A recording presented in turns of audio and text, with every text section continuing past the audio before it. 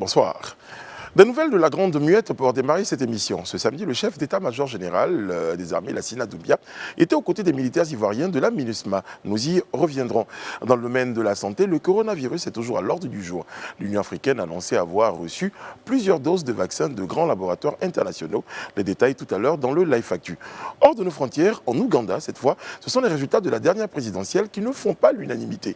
Le candidat déclaré par la commission électorale, l'opposant Bobby Wine, dénonce une fraude massive. Il en sera également question dans quelques instants. Et ce soir, on parlera de presse et de la situation des journalistes en Côte d'Ivoire. Notre invité à cet effet est Jean-Claude Koulibaly. Il est président de l'Union nationale des journalistes de Côte d'Ivoire. Débat et analyse, décryptage de l'information. L'actualité, comme vous l'avez toujours souhaité, c'est dans le Live Talk. Bienvenue.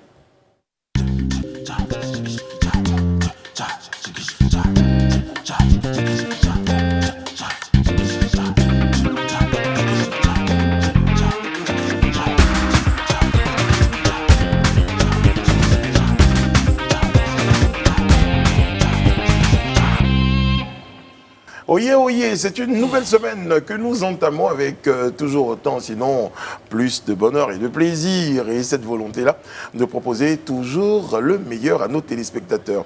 Bien, bonsoir à Mazo Team. Monsieur Serge Kouachi, comment allez-vous? Très bien, merci, bonsoir. Vous avez passé comment votre week-end, dites-moi? Je suis pas sorti de chez moi. Très bien, très bien. C'est Week-end casanier, dit-on. Génial. Très bien, c'est bien. Vous évitez de prendre des risques, c'est important. Oui, il faut s'auto-confiner autant que faire se peut. Pour des raisons sanitaires ou financières ou les deux? Bah écoutez, la janviose, ça va de pair, je pense. Parce que vous savez très bien, quand Covid passe par là, bah, les finances se portent pas forcément au top. Donc, très bien. Surtout quand c'est cumulé au mois de janvier. Désormais, je vous baptise le pontier, créateur de pont. Sophie Haïdar, Always Shining. Always. Always. Ça va? Ça va et toi? Ouais, super. D'accord, on est content de vous revoir aussi.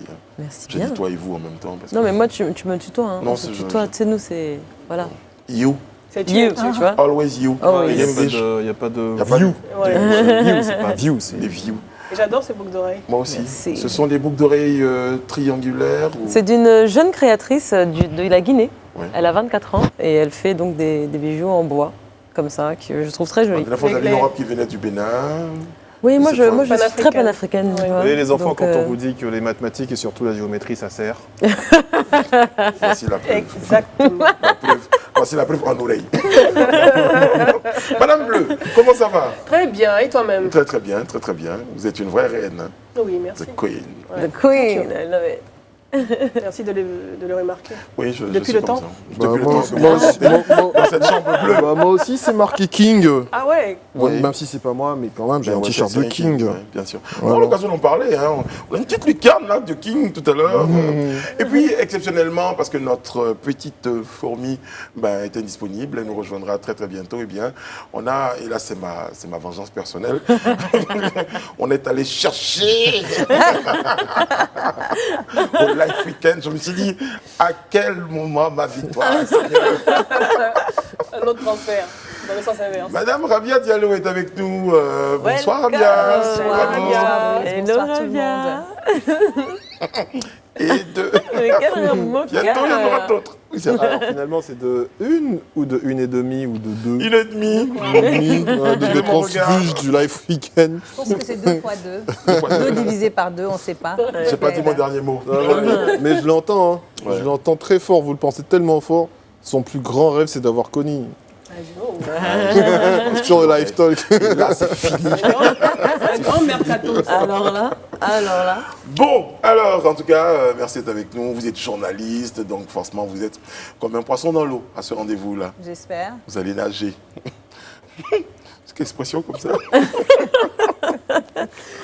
Tu es en forme, c'est ce que j'allais dire. Moi, je suis en forme, je sais, je sens. Bon, alors, pour faire un petit coucou très spécial à notre petite fourmi, eh bien, notre petite info de ce soir, eh bien, c'est une note des services.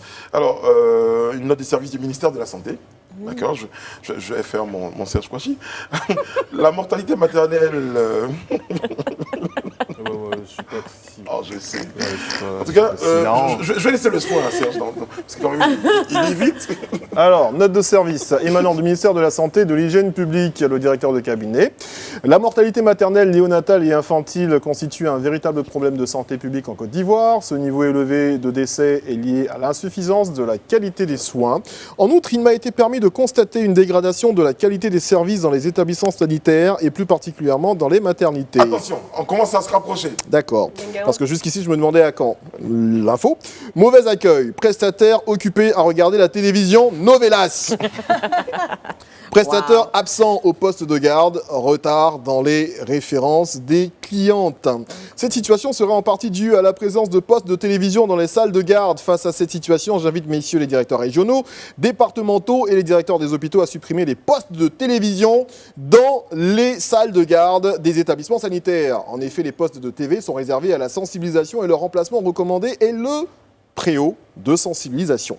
Les services compétents du ministère en charge de la Santé, en particulier la Direction générale de la Santé, les directions régionales et départementales et l'Inspection générale de la Santé sont instruits d'assurer le suivi de cette décision. Voilà. Bien lu.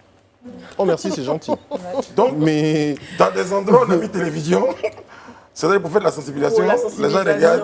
informés, Télénovelas. Non, mais bien sûr. distraits par Les les télénovelas. non mais est-ce que vous vous rendez terrible, cette histoire. c'est une note C'est de fort quand même, service. Oui, non, mais c'est. Ministère, en fait. Pourquoi on en arrive là avec Il y a ce genre de dû avoir service des plaintes, hein. Forcément, Ouais, il y a c'est dû avoir des ça, plaintes. Et je ouais. pense que peut-être il y a dû avoir des incursions surprises ou au niveau des Oui, supérieurs le ministre de la hiérarchiques. Santé nous disait justement qu'il Voilà. faisait des tournées Des tournées surprises.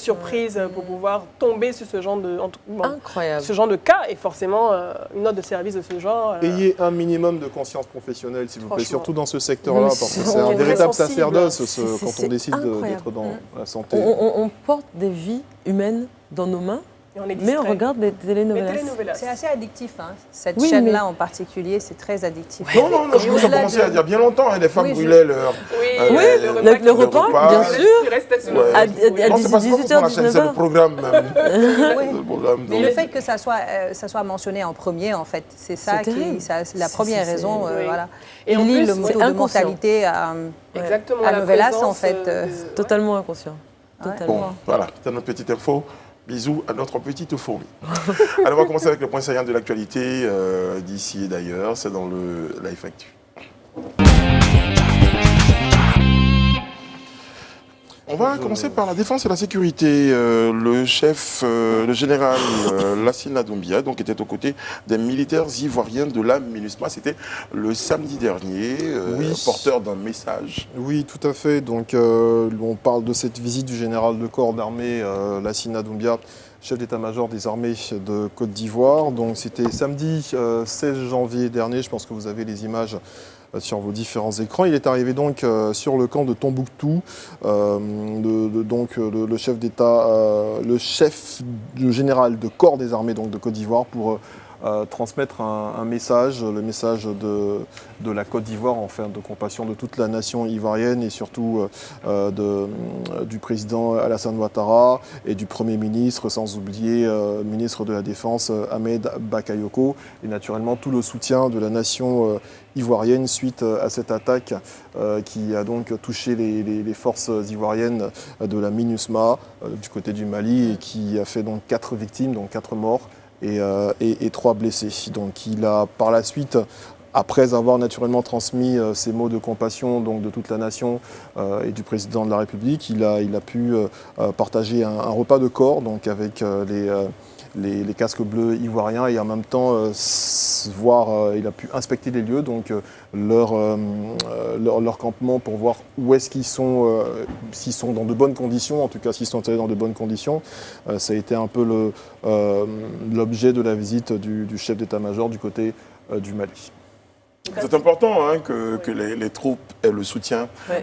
de la hiérarchie, Totalement. le soutien de l'État, parce que le général d'armée, donc Lassina Doumbia, en se rendant aux côtés des forces de défense, des forces ivoiriennes de la MINUSMA, il était porteur de ce message de soutien de toute la nation ivoirienne. Surtout après ce genre d'attaque, parce que on parle quand même de quasiment 15 attaques depuis le début de l'année. Oui, justement, il faut rappeler, parce que je pense que c'est important de planter le décor, qu'ils ont été donc victimes, ces casques bleus-là, d'une attaque le mercredi 13 janvier dernier. C'est une attaque perpétrée contre un détachement donc de ces casques bleus ivoiriens lors d'un convoi sur l'axe Tombouctou-Douentza. Une attaque qui a coûté donc la vie à 4 militaires ivoiriens, comme je le disais, et comme Sophie était en train de l'indiquer, effectivement, nous ne sommes aujourd'hui qu'au 18 janvier. Et depuis le début de cette année 2021, ça fait donc 18 jours, on a à peu près une quinzaine d'attaques, donc ce qui envoie en moyenne une attaque par jour. C'est quand même énorme, franchement, pour ces militaires qui essaient d'apporter un peu de stabilité de ce côté-là et lutter contre le terrorisme, c'est quand même grave. Et je pense qu'il faut aussi retenir le fait qu'en plus de ce réconfort apporté par leurs supérieurs hiérarchiques, il y a eu également un repas, on va dire en fin de journée, qui ont été, voilà, effectivement, un repas de corps pour essayer, par la suite, après le message de compassion, essayer de prendre le pouls de la pouls, mais surtout, voilà, de leur remonter un peu le moral. De remonter le moral. Une espèce de communion fraternelle. Et de leur dire, on va retenir ça. Il faut rappeler aussi qu'on a à peu près, on va dire, environ près d'un millier de soldats ivoiriens déployés au Mali pour la MINUSMA. Au 1er juillet 2020, il y avait 12 873 militaires et 1728 policiers. Et le Conseil de sécurité a quant à lui autorisé 13 289 soldats et 1920 policiers à la MINUSMA jusqu'au 30 juin 2021. Ah bien, en même temps, on va un tout petit peu parler des moyens dont disposent ces militaires-là, parce que souvent, certains terroristes sont beaucoup mieux armés que ces militaires-là. Moi, ça me fait penser, quand je vois toutes ces attaques dont on parle, j'ai séjourné 3 ans au Burkina, et c'était le quotidien, en fait, des populations, c'était le quotidien de l'armée burkinabé, et justement, l'armée se plaignait de ne pas avoir de moyens. Et ces terroristes-là faisaient en sorte d'avoir, je ne dirais pas d'avoir la population avec eux, mais d'intimider assez la population pour ne pas que celle-ci puisse, non, pas réagir, mais même donner des renseignements en fait. Wow. Et c'est vraiment une sorte de jeu, de stratégie où il y a beaucoup de psychologie et beaucoup de moyens. On parlait de per diem qu'ils payaient peut-être à certaines populations pour avoir des infos ou pour se taire. Et le résultat de tout ça, c'est qu'on a tous les jours des attaques, tous les jours des cérémonies d'hommage. Mais à la fin de la journée, c'est des familles qui sont éplorées parce qu'elles perdent des membres, soit un père, un frère, un cousin. C'est important, comme elle disait, pour en revenir à la question que tu posais, Arabia, je pense que c'est important de vraiment équiper ce genre de forces internationales lorsqu'elles s'en vont lutter contre le terrorisme, parce qu'on sait très bien que le terrorisme aujourd'hui est vraiment bien financé. Donc au niveau des armes, des fois, ils ont des calibres, ils ont des puissances de feu qui sont au-delà même de celles de ces forces-là, surtout pour les forces africaines. Mais bon, là, on parle d'une force internationale. Et je pense qu'il y a des efforts qui sont de différents pays, notamment de pays européens, pour pouvoir aider à lutter contre le terrorisme. Mais au niveau local, on devrait pouvoir injecter un peu plus de fonds, un peu plus de moyens, surtout dans la situation que nous vivons en ce moment, nous, pays ouest africains, attribués à la défense, en tout cas, pour les budgets nationaux. Il y a une académie de lutte antiterroriste qui est censée être mise en place, en tout cas construite en Côte d'Ivoire, à Jacquesville. Donc ça a été annoncé depuis 2018. Mais là, on est dans le domaine de la formation. Dans la formation, dans le renseignement également, c'était du renseignement. Mais sur le terrain, effectivement. Sur le terrain également, donc c'est tout en un en fait. Mais le point, c'est que si vous remarquez, ce sont des pays qui ont connu de l'instabilité politique juste avant cette recrudescence de violence. Si vous avez remarqué par exemple au Burkina Faso, quand Blaise Compaoré était là, ce genre de problème n'existait pas. Il a fallu qu'il y ait cette insurrection, qu'il y ait un nouveau gouvernement pour que le système de renseignement s'effondre et que après, voilà. Mais est-ce que c'est une bonne chose? Parce que j'ai l'impression que exactement. J'ai justement l'impression que le fait que certains hommes politiques restent tellement longtemps au pouvoir, à partir du moment où il y a un changement de régime, c'est le système qui s'effondre. Oui, c'est ça, totalement. Leur présence en fait au pouvoir en fait maintenait une sorte de stabilité. On a vu avec le cas de Kadhafi, lorsque la Libye a en griffe perdu Kadhafi, ça a été le désordre total jusqu'à maintenant. Ce ne sont pas les mêmes exemples, mais je pense que ce n'est pas forcément pour moi la meilleure option. C'est pas parce qu'ils sont là et que le pays est stable que ça veut Non, dire que c'est ce qu'ils un fait, font. c'est Oui, factuel, non, totalement. justement. Mais que Non. ce qu'ils Non, mais en fait, qu'ils font est correct. c'est peut-être pas lié. C'est peut-être pas lié aux personnes qui sont là, mais c'est surtout lié en fait, à une forme de transition, à une période où les pays sont en train de se réorganiser. Bah, si nous, enfin, non. Eux, les terroristes se disent certainement c'est le meilleur moment. Il y a une forme de désorganisation du système sécuritaire. On ne sait pas qui est Oui, la parce que tête de quoi. c'est pas le Ils problème profitent des d'une gens qui brèche. sont là, c'est des problèmes, c'est plutôt comment est-ce qu'ils s'en vont. Elle a dit, elle a C'est sorti ça. le terme. Lorsqu'il y a des déstabilisations Voilà. au niveau étatique, C'est ça. soit par des coups d'État, Exactement. soit par des ras-le-bol de population, voilà. On n'a pas le temps de Donc à ce transmettre. niveau-là, il y a des transitions qui sont mises en place, donc il y a d'autres sujets qui font l'actualité pour ces personnes qui gèrent la transition et qui ne s'occupent pas forcément de tout ce qui se passe ailleurs, et donc les terroristes, ils en profitent. Ils profitent de la avancent, situation, voilà. c'est de l'opportunisme. Mais le point, c'est que ça ramène ce dicton qui dit les hommes partent, les institutions restent. Ouais. Je pense qu'aujourd'hui, ça devrait être une leçon pour les États de pouvoir construire en fait de vrais appareils d'État pour qu'à la fin de la journée, même quand il y a une transition, Oui, les Américains le font. Ben oui. Quand on voit justement la période de transition entre l'élection présidentielle de Joe Biden et sa prestation de serment, on dit, mercredi prochain, il s'écoule quasiment 3 mois. Et c'est 3 mois de transition. C'est 3 mois où le bureau de Donald Trump passe les informations, donne toutes les stratégies, etc. au nouveau bureau.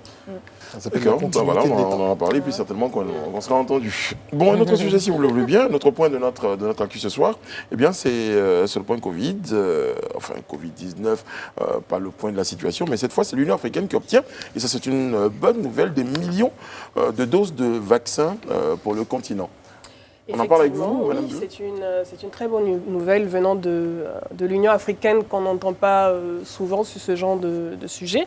Et il faut savoir que les doses seront fournies par les laboratoires Pfizer, BioNTech, AstraZeneca et Johnson & Johnson, dont au moins 50 millions seront disponibles. Johnson & Johnson. Je ne savais pas qu'ils étaient rentrés dans la course. Ah oui, ils sont rentrés dans la course. Johnson & Johnson. Johnson & Johnson. bien. J'espère que je prononce bien. Of course, of course.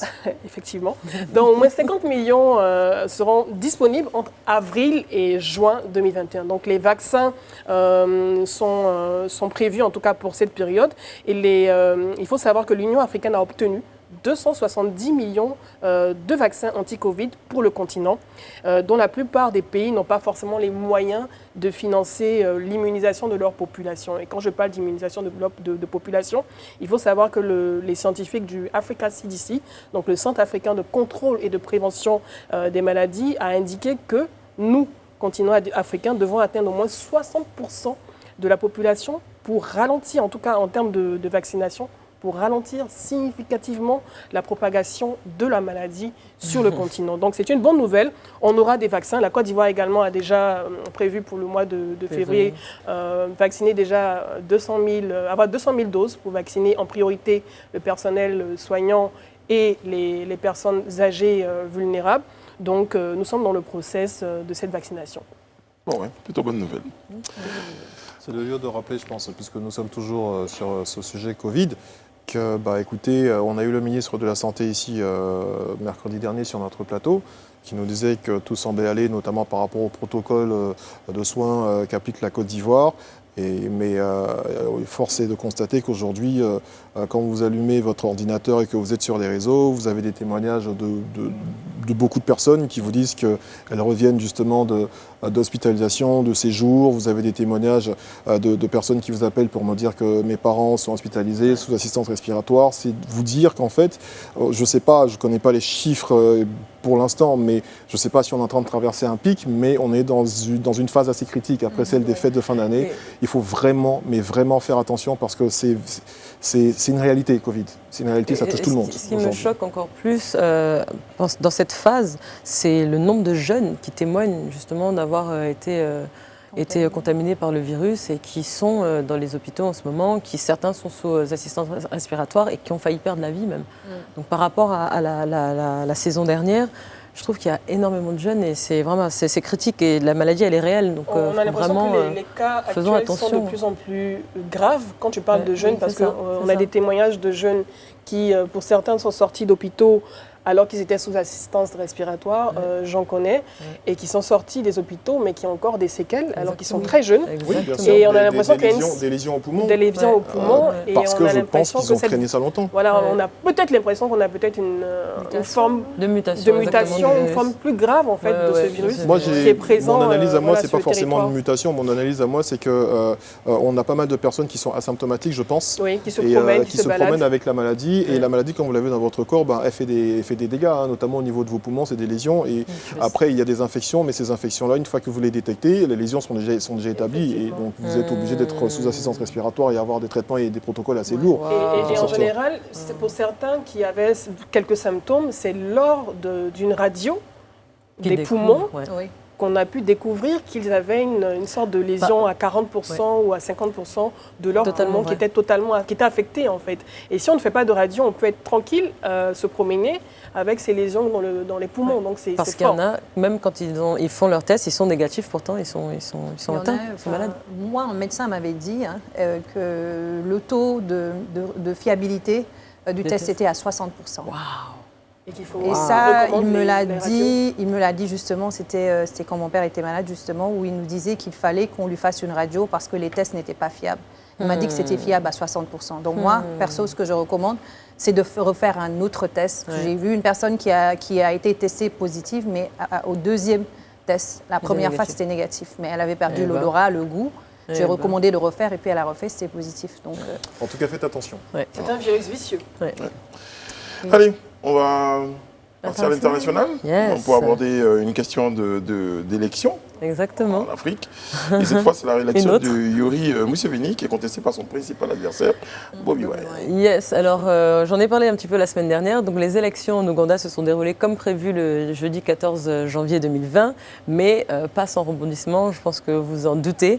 Le président sortant, donc Yoweri Museveni, de 76 ans, a été réélu à la tête du pays avec 58% des voix contre 34% plus ou moins pour son adversaire, l'opposant et ancien chanteur devenu député, Bobi Wine, de 38 ans. Alors, les rebondissements, comme je disais, ils ont démarré dès le lendemain de l'élection, où Wine clamait sa victoire, malgré le fait que les résultats préliminaires donnaient un avantage à Museveni. La photo d'illustration m'a laissé, franchement, m'a scié là. Bah pourquoi le regard du président. C'est l'édito qui a fait ce montage. Alors par la suite, Wine a déclaré je cite, qu'il rejetterait les résultats de l'élection à cause de ce qu'il a appelé, entre guillemets, la pire fraude électorale jamais connue en Ouganda. Et il a promis déployer des preuves lorsque l'accès à Internet sera rétabli. Donc il a dénoncé des fraudes massives, notamment des bourrages d'urnes, des bulletins pré-remplis, des électeurs n'ayant reçu les bulletins que pour les législatives et pas pour l'élection présidentielle, ou des agressions d'observateurs de son parti parfois qui se sont retrouvés chassés de bureaux de vote. Mais malgré le fait que l'accès à Internet avait été, Edith le disait la semaine dernière, interrompu, à travers le pays et depuis plusieurs jours, il a quand même pu accéder à son compte Twitter et il a accusé l'armée ougandaise d'avoir fait intrusion dans sa maison et en gros d'avoir séquestré ou de le séquestrer lui et sa famille. Aujourd'hui, son parti dénonce une assignation à résidence, là où le gouvernement, affirme que les militaires ont été déployés pour sa sécurité. Donc il appelle justement à la communauté internationale de réclamer justement cette levée. Et puis donc on va quand même rappeler que Museveni est président de l'Ouganda depuis 1986, donc bientôt 35 ans. Il en est à son 6e mandat et les 3/4 des 44 millions d'Ougandais ont moins de 30 ans et n'ont connu qu'un seul président depuis. Voilà. Il est heureux en tout cas, on le voit heureux. Il y a une phrase qui m'avait marqué également et qu'il avait prononcée. Sidéré même. Oui, sidéré aussi. J'avais même publié ça. Il disait lors de la dernière présidentielle, il avait dit à un journaliste de BBC qui le questionnait donc sur son éventuelle retraite, sa possible retraite.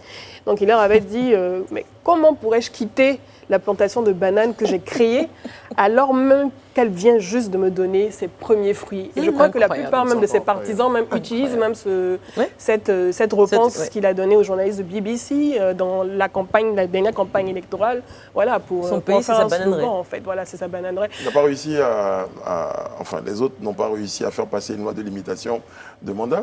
Je pense que, vu le pouvoir qu'il a aussi dans la région, l'Ouganda a une force. Qui va faire passer cette loi ? L'Ouganda a une véritable force, un pouvoir régional, en tout cas dans la région. Il y a les conflits dans le Kivu, même au Soudan également. L'armée ougandaise intervient beaucoup dans ces zones. Donc, il a un véritable pouvoir dans cette région. On a remarqué que la plupart des dirigeants de ces pays n'ont pas forcément pris la parole pour s'opposer ou appeler au calme lorsqu'il y a eu des tueries pendant la campagne. Ou lorsque son opposant Bobi Wine se faisait arrêter à multiples reprises. Donc personne n'a branché ça il y a 2 ans normalement. Quand vous avez commencé, j'ai eu envie d'intituler cette saga-là également la Casa de l'Ouganda. La Casa de l'Elección. La Casa de l'Elección. Bobi Wine, très franchement, chapeau à lui parce qu'il y résiste.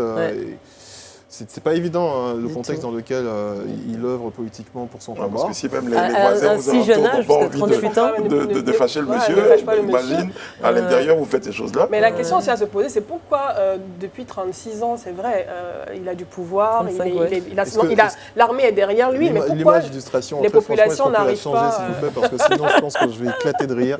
C'est terrible. Pourquoi les populations n'arrivent pas, on va dire, à se mobiliser, il fait partie du pouvoir. Je pense aussi c'est pas aussi évident. Les cas sont légion en Afrique. Oui. Ce genre-là. Sophie a déjà connu combien de présidents? En même temps, quand vous dites les populations, il faut imaginer que c'est toute la population contre lui, mais il y a des partisans aussi. Oui, mais totalement.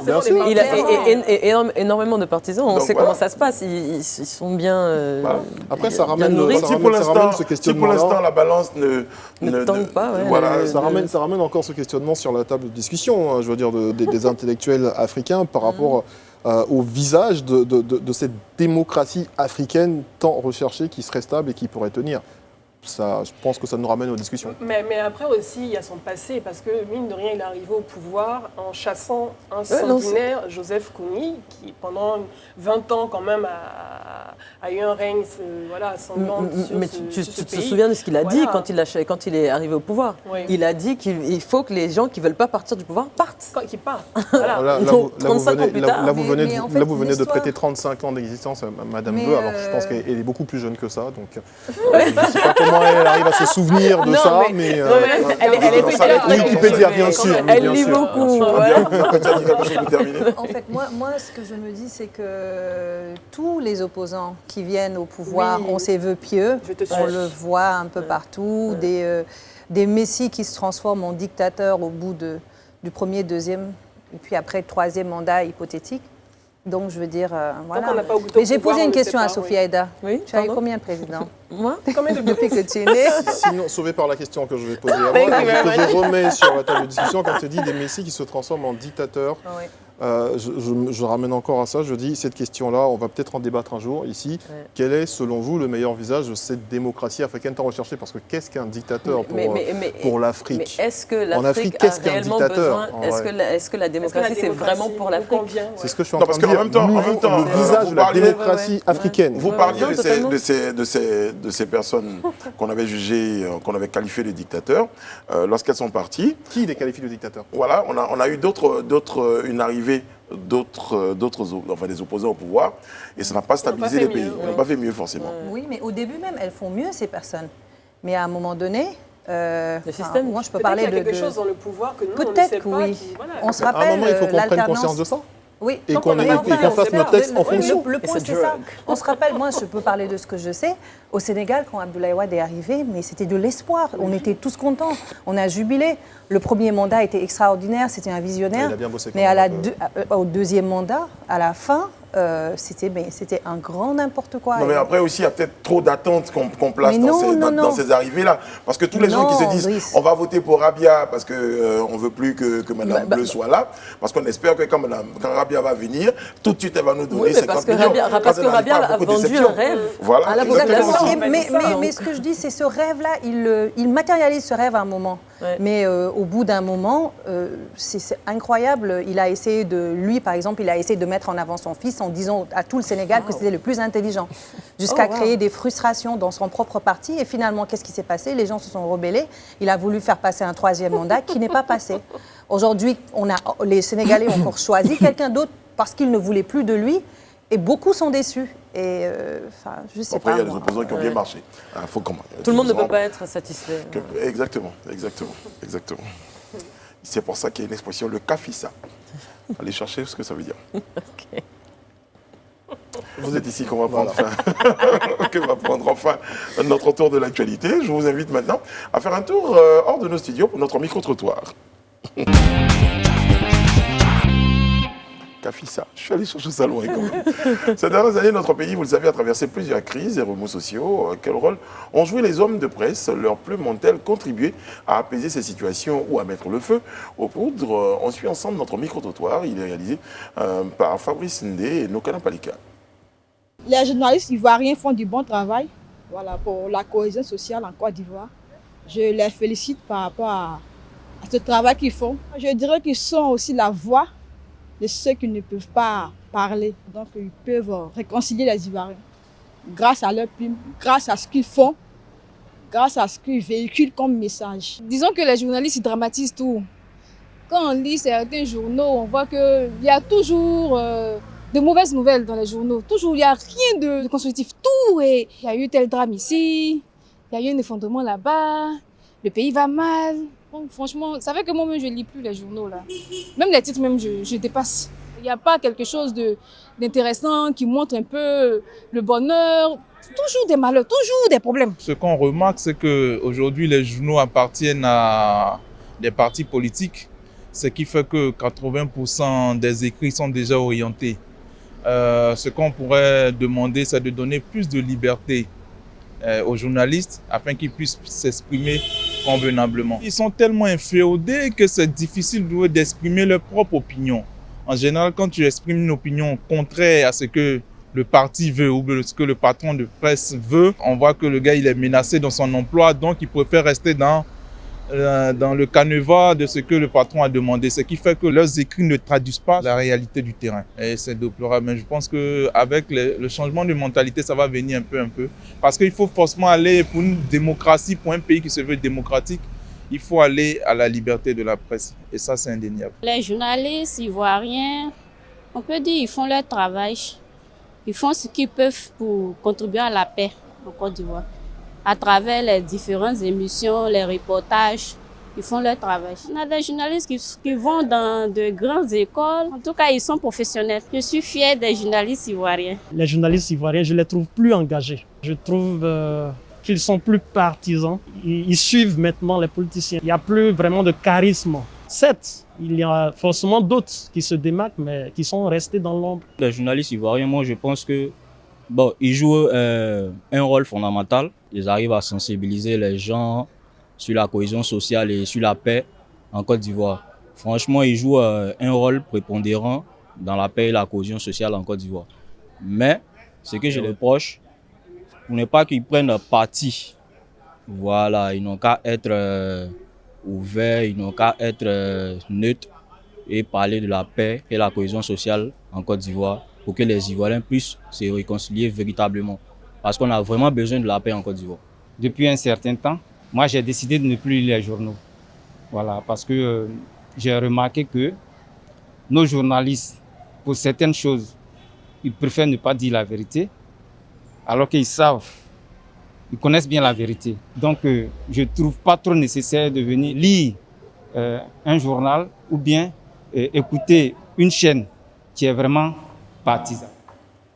Les Ivoiriens ont des avis partagés concernant le rôle de la presse, des journalistes dans ce pays. On peut en tout cas constater qu'au moins ils reconnaissent que les journalistes font de grands efforts voilà, pour proposer des informations de qualité. Oui, ils font de grands après, efforts, mais oui. on les soupçonne justement que ces informations-là soient colorées en fonction de... Du parti. Voilà. Ils ont parlé d'inféodation, on a entendu que certains médias sont inféodés. Voilà, on a des médias bleus, on a des médias... Non, vous avez commencé par la couleur. Oh là, c'est venu esthétiquement, je ne fais pas exprès. Oui, après, c'est tellement vrai ce qu'elle est en train de dire en plus. Voilà. C'est tellement vrai et ça s'est installé de façon très naturelle, j'ai envie de dire, dans un système de presse où on prétend être libre. Bon, on n'est pas dupe non plus, on sait très bien qu'il n'y a aucune maison de presse au monde qui ne soit libre à 100%, sauf peut-être cette chaîne que vous regardez aujourd'hui qui est la télé sans filtre. J'entends les autres en train de dire j'en veux pour preuve ce plateau. Donnez-moi et montrez-moi un seul plateau en Côte d'Ivoire où on a eu autant de liberté d'expression, surtout pendant la période aussi sensible qu'on a traversée. Donc voilà, je pense que c'est plus à discuter à ce niveau-là. Mais on est dans un pays où on a effectivement de la presse orange, de la presse verte, de la presse bleue, et on sait exactement vers qui la plume tend lorsqu'on va acheter un journal. Je trouve que c'est quand même un peu dangereux, et on voit très bien que des fois ça jette de l'huile sur le feu, mais rien n'est fait pour essayer de canaliser. On a eu pas mal de séminaires pour déontologiquement apprendre à ces journalistes-là à ne pas jeter de l'huile sur le feu, mais rien n'y fait, surtout quand plus la période devient sensible, plus les plumes se transforment en armes. C'est terrible. Bon, en tout cas, allez-y, en 15 secondes si vous voulez. Non, mais c'est juste qu'il y a quand même une autorité de régulation qui est censée manager tout ça. Bon, en tout cas, notre invité tout à l'heure, s'appelle Jean-Claude Coulibaly, le président de l'Union nationale des journalistes de Côte d'Ivoire. Qui mieux que lui pour répondre à ce genre d'interrogation? J'ai ma cousine qui dit talk. Jean-Claude Coulibaly est avec nous sur le plateau. Je rappelle, il est le président de l'UNJCI, l'Union nationale des journalistes de Côte d'Ivoire. Bonsoir Jean-Claude, comment ça va? Bonsoir. Merci d'être avec nous. Alors, tout à l'heure, on suivait le micro-trottoir. Je crois que vous l'avez suivi. Vous avez eu la réaction des Ivoiriens. Qu'est-ce que ça suscite en vous comme commentaire? Bon, à la fois, vraiment un sentiment à la fois amusé, et puis parfois un peu, je dirais un peu qu'on a... Une autocritique? Non, pas une autocritique, mais plutôt sentiment amusé, et puis un peu parfois plus ou moins triste. Alors déjà, pourquoi amusé? Voilà. Amusé parce que, bon, j'estime que c'est la sempiternelle, sont les sempiternelles critiques à l'égard de la presse ivoirienne. Toujours, on va dans le sens de, bon, vous faites bien votre travail, et puis parfois, ben, vous ne dites pas la vérité. Il y a toujours véritablement dans vos écrits et dans vos propos des non-dits assez profonds qui font qu'on doute un peu parfois même de votre professionnalisme. Mais je pense que parfois c'est légitime, vu ce qu'on voit. Mais j'ai toujours l'habitude de dire que la presse, c'est comme toute corporation. Il y a des bons et des moins bons. C'est-à-dire, dans toute corporation, il y a des brebis galeuses. Les fameuses brebis galeuses. Voilà, donc il faut, si vous voulez, il faut tempérer. Il ne faut pas avoir la critique trop excessive. Voilà, c'est un peu le cas. Et je comprends les Ivoiriens, parce que la presse traîne ce qu'on appelle une tare congénitale. Surtout la presse ivoirienne. Bon, vous savez, dans les années 90, lorsqu'il y a eu le printemps de la presse, compte tenu de l'espace d'expression, qui n'était pas trop large, certains partis politiques ont décidé véritablement de créer des journaux. Donc il y a eu cet arrimage-là qui continue un peu plus ou moins. Mais je tiens à rectifier quelque chose. Les partis politiques n'ont pas de journaux en tant que tels. Mais il y a des journaux qui sont proches des partis politiques. C'est ce que j'appelle l'arrimage à des obédiences politiques. Mais cela n'est pas seulement une spécificité. Excusez-moi, c'est un peu un jeu de mots, cet arrimage-là. C'est vrai qu'ils n'en possèdent pas. Ils sont adossés. Ils profitent bien de la situation, du fait qu'il y ait des maisons de presse qui soient... Oui, parce qu'il faut faire la nuance. Lorsque vous dites qu'un journal appartient à un parti politique, c'est sa propriété. C'est ça. Voilà, et donc il faut faire attention. Le seul journal qui appartient certainement à un parti politique, c'est le groupe Nouvel Horizon, éditeur en tout cas qui était à l'époque La Voix, mais qui est maintenant Notre Voix, qui appartient au FPI. Mais les autres partis politiques appartiennent, si vous voulez, à des promoteurs. Et les autres journaux, pardon, appartiennent à des promoteurs, mais qui sont proches des partis politiques. Ça, il faut le reconnaître. D'accord, on va retenir proche. Voilà, proche des partis politiques, c'est ce qu'il y a. Mais en réalité, bon, vous le savez, ils défendent parfois des obédiences, des chapelles politiques. Mais je le dis, ce n'est pas une spécificité ivoirienne. On prend la France qui est un modèle de démocratie, mais quand on parle de libération, on pense en même temps au Parti socialiste. Quand on parle d'humanité, on pense au Parti communiste. Quand on parle du Figaro, de Le Monde, tout ça, on pense à la droite, etc. On peut être proche d'un parti politique ou bien d'une idéologie, mais tout en restant professionnel, voilà, dans le traitement de l'information. Oui, moi, j'ai juste envie de poser une question. Est-ce que, quand on dit professionnel, qu'est-ce qu'on fait de la neutralité? Je pense que il n'y a pas, pour moi, il n'y a pas de neutralité, encore moins d'objectivité. Mais je dis souvent, moi je parle plutôt d'honnêteté intellectuelle. Parce que toute personne est sujet. Le sujet, c'est celui, par exemple, qui, effectivement, a une subjectivité. Donc, un individu, on ne peut pas dire d'un individu qu'il est neutre ou bien qu'il est objectif. C'est-à-dire que quand on le dit, c'est comme s'il est vidé de son essence. Il est vidé véritablement, comme on le dit, de son cogito. Tu vois, est-ce que vous voyez? Alors qu'on est toujours adossé, on est toujours influencé par des idéologies, par des principes ou bien par des valeurs. Voilà, il faut faire attention. On a une ligne éditoriale, on a la déontologie qui nous invite. Voilà, mais là maintenant, on va dans le professionnalisme. Vous avez votre cogito, comme vous venez de dire, mais vous savez exactement, en fonction de ce que vous avez comme matière grise, quelle limite à ne pas franchir par rapport à la déontologie que vous avez adoptée. Oui, c'est ce que j'ai dit. Il faut faire la part des choses. Moi, je ne crois pas à la neutralité, je ne crois pas à l'objectivité, mais je crois à ce qu'on appelle l'honnêteté intellectuelle, qui pousse chaque journaliste véritablement à respecter les règles que nous-mêmes nous sommes établis, qui est le code d'éthique et de la déontologie, et qui respecte également, qu'on appelle ça, la loi, parce que l'exercice de notre métier se fait dans les limites que nous confère la loi. Donc il faut faire la différence. Vous jouez beaucoup sur les mots, parce que ça c'est une nouvelle définition de la neutralité que vous nous donnez. Bon, je vous le concède, ces mots-là. Neutralité, objectivité, mais je dis ma foi. Moi, je ne crois pas à cela. Parce qu'un individu est toujours sujet. Sujet, subjectivité. Pour moi, il faut plutôt parler d'honnêteté intellectuelle. C'est ça qui nous pousse à respecter les règles. C'est votre position. Voilà, c'est ma position. Voilà, c'est tout. Moi, ce que je veux dire, c'est qu'aujourd'hui, si vous êtes face aux Ivoiriens et que vous, en tant que journaliste, vous dites que vous ne croyez ni en l'objectivité ni en la neutralité, pour moi, c'est assez délicat parce que les personnes qui achètent les journaux et qui lisent un article s'attendent à avoir une information juste, objective et neutre. Si cette personne s'attend à avoir une information orientée, ça joue sur la crédibilité de la plume qui a pris en charge. Il faut faire la part. Là, maintenant, vous parlez de ce qu'on appelle le traitement de l'information. L'angle de traitement de l'information. Dans le traitement de l'information, notre métier nous impose deux choses. D'abord, respecter le code d'éthique et de la déontologie.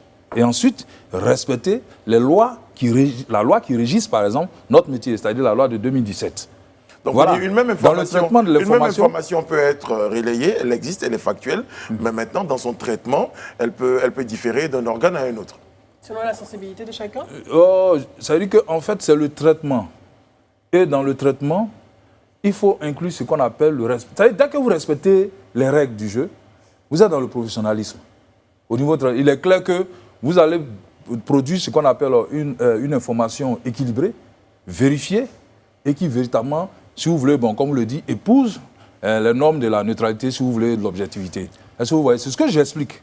Mais c'est différent pour moi. Moi, j'estime qu'un journaliste est toujours mu par une idéologie. Très bien. Est-ce que vous voyez? Voilà, c'est tout. Monsieur Koulibaly, je rappelle que vous êtes président de l'UNJCI, l'Union nationale des journalistes de Côte d'Ivoire. C'est vrai qu'on entend très souvent UNJCI, mais en vrai, c'est quoi votre rôle?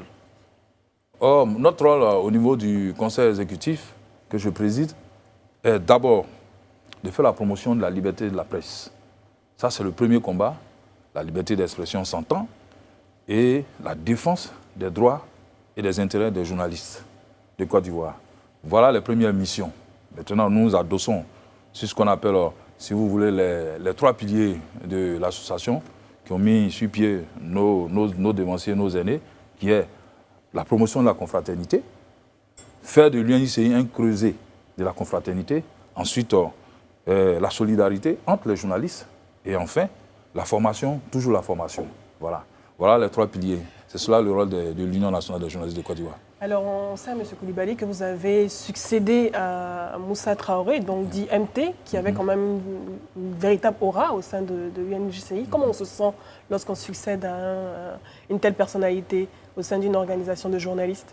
J'avoue que ce n'est pas facile, mais nous essayons en tout cas de mettre notre empreinte, notre marque dans la gestion de la fêtière des fêtières, de toutes les organisations professionnelles et des médias. Mais je pense que Traoré Moussa, MT a été un grand président. Il a surtout mis au centre de son action le social. Et c'est ce qui a fait qu'il y a eu cette aura-là auprès des journalistes. Nous, à notre niveau, nous essayons non seulement d'apporter le social, mais surtout apporter ce qu'on appelle la formation. Parce que nous estimons que la presse a besoin, surtout les journalistes ont besoin d'être formés. Alors, ont besoin d'évoluer, en tout cas dans leur métier. C'est ce que nous faisons actuellement. Alors justement, vous parlez de... Vous êtes très gentil de rendre hommage à votre prédécesseur, mais on sait également que votre élection a été un tout petit peu tendue. Aujourd'hui, quel est l'état des lieux? Quels sont vos rapports avec ceux qui vous portaient dans leur cœur, ceux qui n'étaient pas tout à fait d'accord? Quelle est l'ambiance aujourd'hui au niveau de l'UNJCI?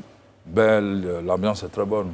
Actuellement, nous nous apprêtons à aller à Yamoussoukro les 22, 23, 24 pour célébrer les meilleurs d'entre nous. Je pense qu'à ce niveau, il n'y a pas de problème. Les adversaires d'hier, en tout cas, ont rejoint les rangs. Nous nous voyons, nous nous rencontrons, on discute. Ceux qui n'ont pas voté pour moi, ils sont tout le temps à mon bureau. La maison de la presse appartient à tout le monde. L'union, c'est la chose de tout le monde. Je disais à quelques-uns qui étaient un peu restants, je leur ai dit, les élections sont très loin. Voilà, toutes ces passions, toutes leurs passions, les élections, toutes leurs passions. Mais je pense qu'aujourd'hui, nous sommes arrivés à comprendre que l'Union est une grande famille. Vous êtes, comme utilisez l'expression, vous êtes le président de tous les journalistes. De tous les journalistes, sans exception. On l'entend. Voilà. Vous avez parlé, vas-y. Alors, maintenant que toute l'équipe s'est retrouvée autour de vous pour travailler, M. Koulibaly, moi j'ai des chiffres ici sur le dernier rapport de Reporters sans frontières.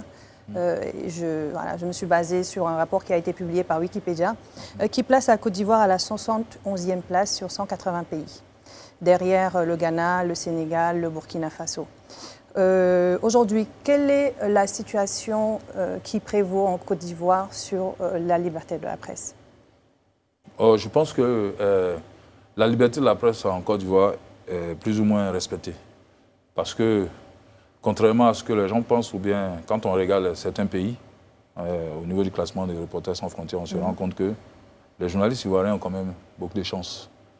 La liberté se fait, mais il faut reconnaître qu'il y a parfois certaines dérives qui arrivent.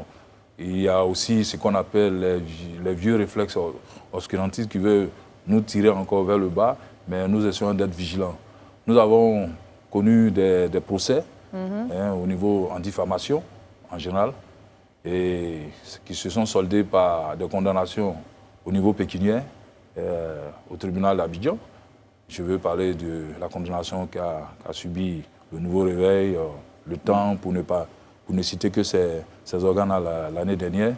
Mais nous avons dit au procureur, ce n'est pas ça la voie. Est-ce qu'on a des journalistes en prison aujourd'hui? Non, il n'y a pas de journalistes en prison. Il n'y a pas de journalistes en prison en Côte d'Ivoire, mais seulement parce qu'il y a la dépénalisation depuis 2017. Presse, oui. Depuis 2004, il y a eu la dépénalisation qui a été renforcée par la loi de 2017. Okay. Il y a eu même la loi de 2017 a même supprimé la garde à vue qui était dans la loi de 2004. Il y a eu certaines avancées et je pense qu'à ce niveau-là, il n'y a pas trop de soucis. Mais je le dis, il y a des dérives et parfois qui veulent être punis par des réflexes occidentaux. C'est-à-dire on veut nous ramener en arrière, mais nous restons vigilants. Nous pensons que le seul gendarme, par exemple, de la presse, en Côte d'Ivoire, surtout la presse écrite, c'est l'autorité nationale de la presse. Il faut laisser cette autorité-là faire son travail. Donc voilà. Globalement, elle se porte bien. Globalement, elle se porte bien, il n'y a pas de souci. Oui, j'avais une petite question pour vous. C'est de faire appel un peu à votre conscience, votre conscience professionnelle, puisque vous êtes là en tant que président de l'UNJCI. Par rapport à cette période que traverse la Côte d'Ivoire depuis bon nombre d'années, notamment ces crises à répétition, est-ce que vous pensez avoir une part de responsabilité, vous les journalistes? Oh, ça c'est une question qui revient le plus souvent. Et ce que je vais faire, M. Koulibaly, je vais garder la question. Je vais peut-être vous donner le temps de la réflexion. On va marquer une courte pause et on reviendra après pour votre réponse. Ok, il n'y a pas de souci. Juste avant la pause, la question de Serge Kouachi était relative à... Votre sentiment de responsabilité par rapport justement à toutes ces crises à répétition en Côte d'Ivoire? Oh, j'ai coutume de dire, pour répondre à cette question, que c'est une responsabilité un peu partagée. Voyez-vous, la coopération des journalistes n'est pas entièrement à part. Hein? Pas entièrement à part de la société, mais c'est fait partie. C'est pas, si vous voulez, une entité à part, entièrement à part, mais fait partie entièrement de la société. Il faut faire attention. Le journalisme, c'est comme le miroir de la société. Ce que la société projette, c'est ce que le journaliste fait. Le journaliste n'invente rien. Le journaliste travaille sur des faits. Quand les faits sont avérés, le journaliste ne fait que diffuser ces faits. Souvent, on reproche justement aux journalistes de déformer un tout petit peu les faits. Non, mais c'est ce que j'ai expliqué tout à l'heure. J'ai dit, par exemple, lorsqu'on exerce le métier en respectant les règles, il n'y a pas de souci, on est souvent, justement, on se dit que certains les connaissent tellement bien qu'ils les contournent avec beaucoup d'habileté. Oh non, c'est dû au fait que, en fait, la presse ivoirienne est un peu colorée. En respectant les règles. C'est-à-dire qu'on ne respecte pas les fondamentaux. Notamment la neutralité. En principe, les fondamentaux nous disent 80% de faits, 80% de faits d'information, si vous voulez, et puis 20% de commentaires. Mais qu'est-ce que nous constatons dans nos journaux, et bien dans tous les supports que nous connaissons? C'est en général 20% de faits, d'informations, et puis 80% de commentaires. C'est ce qui fait qu'on a l'impression que vraiment la presse faillit. Mais en réalité, est-ce que les journalistes sont bien formés en ce moment? Parce qu'on a l'impression que les journalistes, le journaliste actuel se base uniquement sur les réseaux sociaux. Je vous ai expliqué tout à l'heure que la plupart des titres sont arrimés à des partis politiques. Et cela dépeint nécessairement sur véritablement le travail, l'exercice du métier.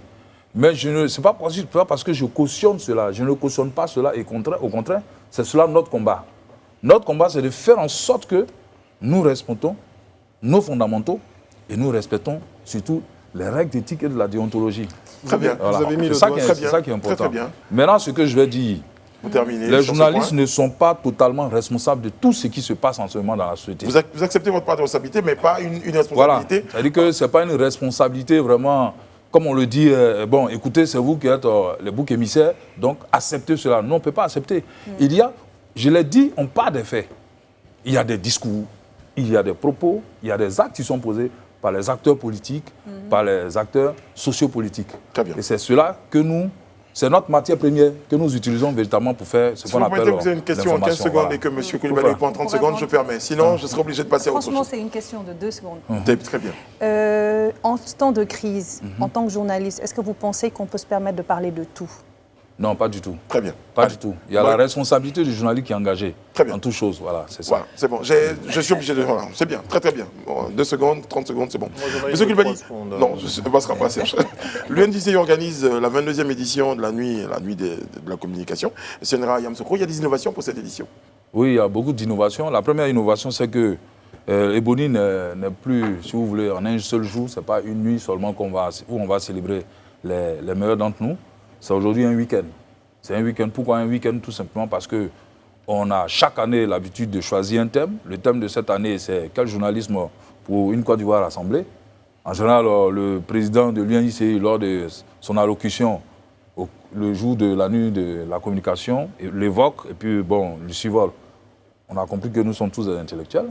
Il est important pour nous, véritablement, cette année, de faire en sorte que ce thème-là soit disséqué, qu'on échange, qu'on discute autour de ce thème, pour apporter la solution à la société ivoirienne qui est un peu malade. C'est quoi l'innovation? C'est une innovation. Et le samedi, bon, ce sera les crosses, etc. Et puis bon, la nuit, on va célébrer les meilleurs d'entre nous. Très bien. Le dimanche, il y a une sortie au village de Bobi Zambo, et puis bon, etc. Maintenant, l'autre innovation, c'est, si vous voulez, c'est maintenant, aujourd'hui, on aura cette année un Ebony presse numérique. Avant, la presse numérique était combinée à la presse écrite. Bon, on s'est rendu compte tenu véritablement de l'évolution, en tout cas de ce support-là, il était important de primer, comment on appelle ça, un journaliste à ce niveau-là. Combien de journalistes sont attendus? Rapide. Combien de journalistes sont attendus? C'est juste une seconde. 300 journalistes, plus les invités, nous serons autour de 500 personnes à cette cérémonie. 500, Brice. Très bien, voilà. 500. Merci beaucoup, monsieur Koulibaly. Merci, je vous remercie. Bonne chance pour votre 22e nuit de la je vous attends à Yamoussoukro. On y sera. La fête. On y sera. On attend nos invitations VIP. On y sera. Rassurez-vous, on y sera. Merci Rabia. Merci Madame Bleu, merci Serge Kouachi. À toutes les équipes techniques, éditoriales, et j'oublie pas à mes côtés Sophie Aïda. Excellente fin de programme sur Live TV. Que Dieu garde la Côte d'Ivoire. Que Dieu vous garde.